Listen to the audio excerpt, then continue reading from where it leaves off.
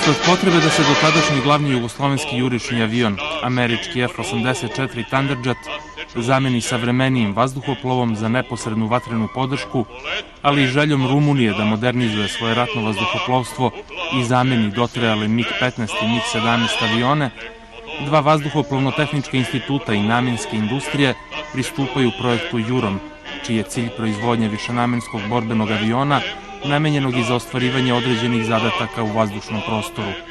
Avion čiji prototip je poletao krajem 1974. godine pod nazivom Soko J-22 Orao, a u Rumuniji dobio naziv IR-93, međunarodnu premijeru doživeo je na pariškom aeromitingu.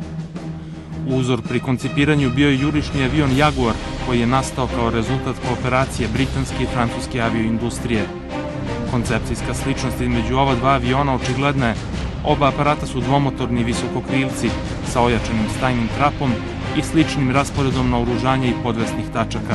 Zbog ograničenja u izvozu savremenih motora većeg potiska, ali i zbog želje zapadne avioindustrije da ne dobiju konkurenciju u vidu pouzdanog, a jeftinijeg aviona, konstruktori su morali da se zadovolje starijim Viper 632 motorom slabijeg potiska, zbog čega je Orao posledično imao mnogo lošije karakteristike od svog uzora.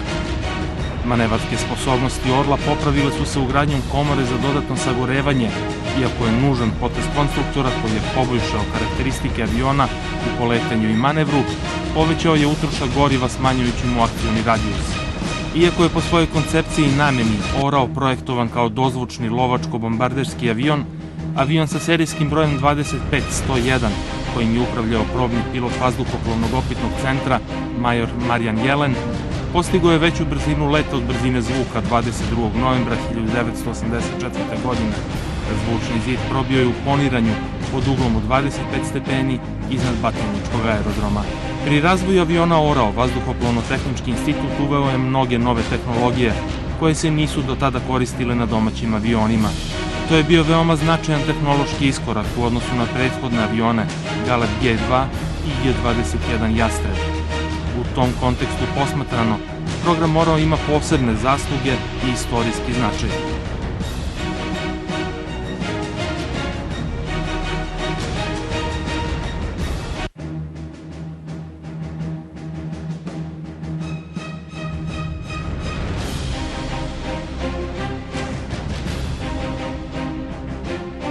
Nove tehnologije koje su uvedene pri razvoju aviona Orao su sledeće. Integralna struktura aviona proizvodi se frezovanjem. Ugrađena žiro platforma kao podsistem napadno-navigacijskog sistema. Horizontalni stabilizator i krmilo visine su jedinstvena površina. Sve komandne površine su bez aerodinamičke i statičke kompenzacije, čime su značajno smanjeni otpor i masa aviona. Za pogon komandnih površina integrisani su hidraulički servopokretači. Uvedena je veštačka stabilizacija, prigušivači oko sve tri ose sa autopilotom oko uzdužne ose. Ugrađeno je pilotsko sedište sa funkcijom katapultiranja i spašavanja pilota i na nultoj brzini i visini. Omogućeno je automatsko kočenje pri sletanju, a avion je opremljen i kočionim padobranom. Realizovan je za to vreme najmoderniji sistem komandni leta u svojoj mehaničko-hidrauličkoj elektronskoj kategoriji. Zahvaljujući ovom efikasnom sistemu, sa avionom Orao se lako i precizno upravlja u svim uslovima leta. Tome doprinosi dopunska funkcija autopilota. Kada je avion u nepravilnom položaju, pritiskom pilota na instinktor dugme, isti se automatski vraćaju u normalan položaj, sa krilom u pravcu horizontale. J-22 Orao naoružan je dvocevnim topom GŠ kalibra 23 mm sovjetskog porekla domaće proizvodnje sa po 200 granata. Pored topovskog nosi i velik izbor klasičnog podvesnog naoružanja, ukupno do 2800 kg na 5 podvesnih tačaka na trupu i krilima, kao što su fugasne aviobombe od 100, 250 i 500 kg, lansere za nevođena raketna zrna kalibra 57, 128 i 260 mm, kao i radiovođene projektile domaće proizvodnje munja, dometa 10 km. U periodu modernizacije ratnog vazduhoplovstva i protivvazdušne odbrane Jugoslavije, neposredno pred izbijanje građanskog rata, nabavljena je i određena količina savremenog podvesnog avionskog naoružanja zapadnog porekla. Jurišna verzija Orla mogla se vidjeti na aeromitinzima širom Jugoslavije naoružana sa TV navođenim raketama AGM-65 Maverick američke proizvodnje, bombama Durandal francuske proizvodnje, namenjenim onesposobljavanju poletno-sletnih staza i kasetnim bombama BL-755 britanske proizvodnje. Prva borbena dejstva J-22 Orao je izvršio za vreme građanskog rata u Jugoslaviji. U uslovima slabe ili gotovo nikakve protivničke PVO, Orao je skoro nesmetano dejstvovao po protivničkim snagama. U periodu raspada države, svi avioni Orao su opremljeni sistemom pasivne zaštite od dejstva raketa zemlja-vazduh. To su bili toplotni mamci, Baklje. Prema nekim informacijama, avioni Orao su za vreme NATO bombardovanja Savezne Republike Jugoslavije 1999. godine uspešno dejstvovali protiv formacija OVK na Kosovu. Borbeni letovi uglavnom su obavljani na veoma malim visinama ispod zone radarske vidljivosti, dok su se u baze vraćali prateći konfiguraciju terena. Zahvaljujući tome što je Orao predviđen i konstruisan i za poletanje sa slabije pripremljenih poletno-sletnih staza, pa i sa travnatih, protivnička lovačka avijacija teško je uočavala ove aparate. Poslednji proizvedeni Orao isporučen je 1992. godine, a za vreme proizvodnje sklopljeno je ukupno oko 200 aparata u više verzija. Predserijski Orao građen je sa starim tehnologijama gradnje struktura od prethodnih aviona Galeb i Jastreb. Posledično je bila veća masa, što je zajedno sa nepostojanjem komore za dodatno sagorevanje uslovljavalo lošije performanse. Poseban problem je bio u poletanju. U ovom standardu je proizvedeno 35 predserijskih aviona i opremljeni su kao izviđači jurišnici pod oznakom IJ-22.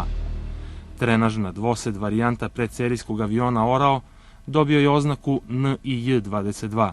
Varijanta sa integralnom strukturom, komorama za dodatno sagorevanje i opremljena za borbenu namenu u zadacima podrške, definisana je kao serijski avion J-22 Orao, dok je serijski trenažni dvosed dobio oznaku NJ-22.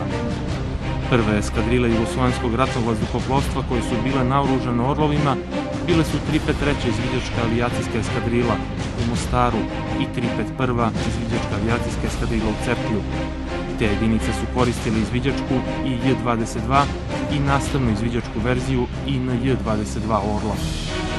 Pre raspada SFRJ, samo 3 lovačko-bombarderske avijacijske eskadrile su bile potpuno naoružane Orlovima, a to su 238. lovačko-bombarderska eskadrila u Cerklju, 241. lovačko-bombarderska eskadrila u Skoplju i 242. lovačko-bombarderska eskadrila u Podgorici. U Jugoslovenskom ratnom vazduhoplovstvu bile su još 3 eskadrile u kojima su do pola bili uvedeni Orlovi u naoružanje, kao što je 252. lovačko-bombarderska eskadrila u Batajnici. Nakon raspada SFRJ, jedna eskadrila Orlova ostala je u ratnom vazduhoplovstvu Republike Srpske, dok su ostali prešli u Saveznu Republiku Jugoslaviju. Avione Orao pod oznakom IR-93 koristili su u sastavu rumunskog vazduhoplovstva 7. i 49. lovačko-bombarderski puk iz Krajove sve do 1998. godine, kada su avioni ovog tipa izbačeni iz operativne upotrebe. U vazduhoplovstvu i protivvazdušnoj odbrani Vojske Srbije trenutno se nalazi 33 Orla u verzijama J-22, NJ-22, IJ-22 i INJ-22. Svi operativni avioni verzija J-22 i NJ-22 nalaze se na aerodromu Lađevci u 241. lovačko-bombarderskoj avijacijskoj eskadrili Tigrovi, dok se izviđačke verzije IJ-22 i INJ-22 nalaze u drugom izviđačkom odeljenju. Obe jedinice su u sklopu 98. avijacijske baze. Jedan J-22 koristi sektor za letne ispitivanja tehničko-opitnog centra. Na aerodromu Mahovljani kod Banja Luke, Republika Srpska, nalazi se 7 Orlova iz sastava nekadašnje 238. lovačko-bombarderske eskadrile iz Cerklja. Oni su proglašeni neperspektivnima za oružane snage Bosne i Hercegovine.